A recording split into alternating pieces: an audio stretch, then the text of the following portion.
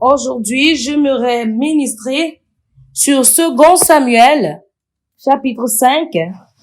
Nous allons commencer à lire à partir du verset 17. Et l'Écriture dit, « Les Philistins apprirent qu'on avait oint David pour roi sur Israël. Et ils montèrent tous à sa recherche. David, qui en fut informé, descendit à la forteresse. » Que quelqu'un dise la forteresse. Écoutez ceci, la Bible dit, lorsque les Philistins apprirent que David, à la place de David, mettez votre nom, que David a été quoi? A été oint. La Bible dit que les Philistins ont couru après lui. Avant que David ne soit oint, les Philistins n'avaient rien à faire avec lui. Mais lorsqu'ils ont appris que Majeur 1 a oint quelqu'un en ce moment, vous n'avez pas entendu. Lorsqu'ils ont entendu que vous avez reçu la nuit dernière et que vous recevez encore maintenant, la Bible dit qu'ils sont venus à sa recherche. Il y a toujours des gens qui montent après vous, après que vous êtes oint. C'est pour cela que je dis toujours aux gens que s'il vous plaît, ne me demandez pas l'onction. J'ai vu beaucoup de personnes qui ont dit qu'elles ont besoin d'onction. Et cela est devenu tellement fort pour elles. Vous voyez, le diable cherche les gens qui ont l'onction et elles deviennent une menace. Alors, ils viennent après eux pour enlever le manteau. Que quelqu'un dise brise. Alors, regardez ceci. La raison pour laquelle l'ennemi met trop de pression, c'est parce qu'il y a une onction sur votre vie. Alors, la Bible dit que lorsqu'ils apprirent qu'il avait été oint pour roi sur Israël, ils sont montés à sa recherche. Vous avez entendu? Alors, laissez-moi vous montrer un aspect très important de cette écriture. Regardez au verset 18. Les Philistins arrivèrent et se répandirent dans la vallée de Réphaïm. Est-ce que vous avez entendu? Le mot Réphaïm ici veut dire un piège. Maintenant, imaginez, repartez au verset 17. Regardez. La Bible dit que lorsque les Philistins apprirent qu'on avait oint David pour roi sur Israël, tous les Philistins, et non quelques, tous les Philistins sont montés à sa recherche. Ce n'est pas qu'ils le recherchaient pour fêter avec lui, mais pour le renverser. Alors maintenant, la Bible dit, j'aimerais que vous voyez ceci, parce que plusieurs croyants ne comprennent pas ce mystère. Ils disent, puisque j'ai reçu Jésus, depuis que j'ai reçu Jésus, les batailles sont trop. Regardez, les Philistins sont montés à sa recherche et David en fut informé et il descendit à la forteresse. Qu'est-ce que cela signifie? Je parlais à l'un de mes fils et je lui ai dit qu'à chaque fois qu'il y a une bataille très forte, tu descends dans ta forteresse. Et la Bible dit que David a fui et il s'est caché dans la forteresse. Est-ce que vous savez ce que cela veut dire? Il allait se cacher dans un endroit dans la présence de Dieu. Est-ce que vous comprenez ce que cela implique? Où est cet endroit? C'était dans le temple. Aussi bien que nous savons que le diable a une forteresse, nous aussi, nous avons notre propre forteresse. Votre onction pourrait être votre forteresse. Votre prière et vos jeûnes peuvent aussi être votre forteresse. Vos prières et vos jeûnes peuvent également être votre forteresse. Votre prophète peut être votre forteresse. Alors la Bible a dit qu'il est descendu dans la forteresse. Comment est-ce que nous savons que c'est une forteresse? C'était dans le temple. Et c'était même là où le prophète restait. Et nous allons voir cela pendant que nous lisons. Alors lorsqu'il a vu qu'il était recherché par les gens, il est parti là où se trouvait l'homme de Dieu. Il est resté là-bas. J'aimerais que vous voyez ici quelque chose qui est très important. Lorsqu'on vous oint, vous descendez dans votre forteresse. Ça, c'est très dangereux. Que quelqu'un dise ceci est dangereux. Que quelqu'un dise en ce moment, je suis dans ma forteresse. Le mot forteresse veut dire votre quartier général.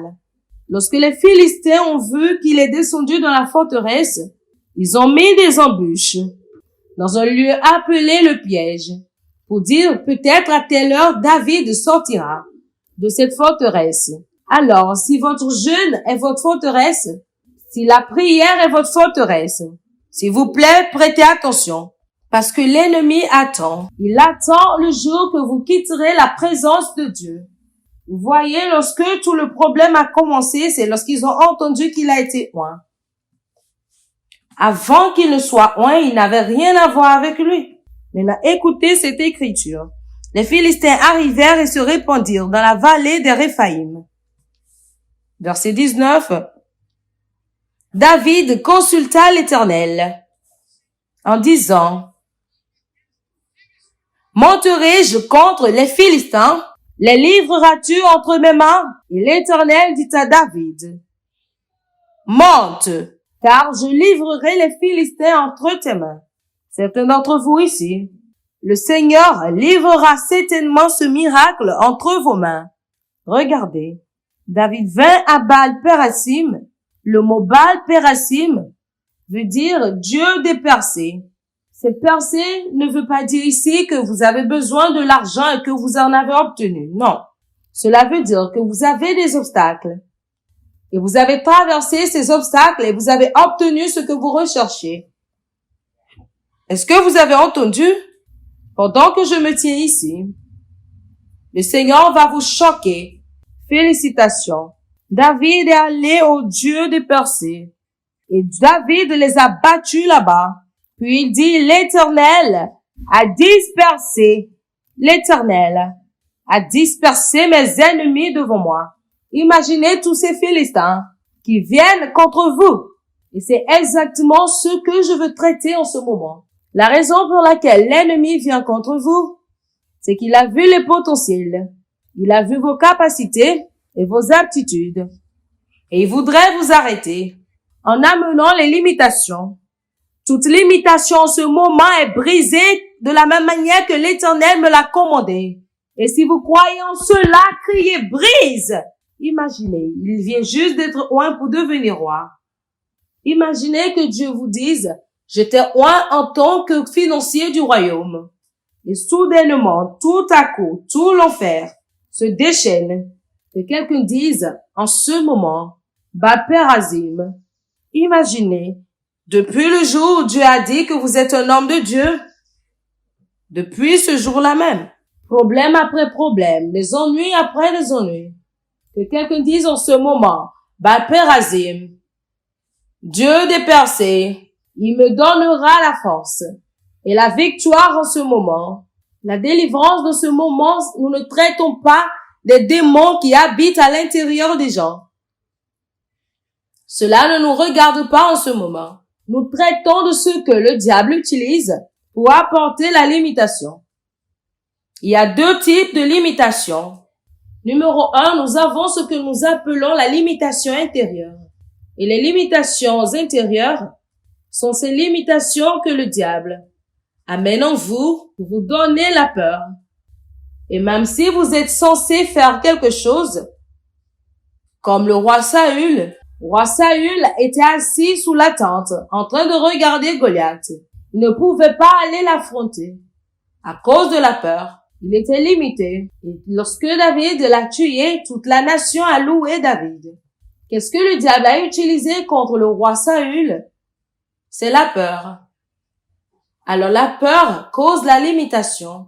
Il y a des gens en ce moment même que Dieu pourrait utiliser dans le prophétique, dans les délivrances, dans l'évangélisation et même dans la guérison. Mais ce qui vient en eux, c'est la peur. Il y a des gens en ce moment précis. Ils sont censés aller très loin, mais à cause de la peur. Alors la peur, l'ennemi utilise cela comme limitation intérieure. Le doute peut devenir une limitation intérieure. Et croyez-moi, nous avons des gens qui disent qu'ils n'ont pas de démons. Mais croyez-moi, la peur vient par les démons. Et les doutes également viennent par les démons. Imaginez que Pierre marchait proprement sur l'eau. Joliment, il marchait sur les eaux. Et ensuite, il se dit quoi? Et la Bible dit qu'il a commencé à couler. Jésus n'a pas dit qu'est-ce qui se passe. Jésus savait ce qui s'est passé. Il lui a dit, pourquoi as-tu douté?